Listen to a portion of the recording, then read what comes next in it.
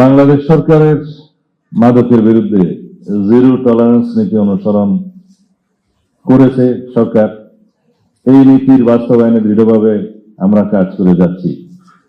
Nodal agency হিসাবে মাদক দ্রব্য নিয়ন্ত্রণ অধিদপ্তর সহ অন্যান্য আইন শৃঙ্খলা রক্ষাকারী বাহিনী ও মাঠ প্রশাসন সমন্বিতভাবে মাদক নিয়ন্ত্রণে নিরলসভাবে কাজ করছে।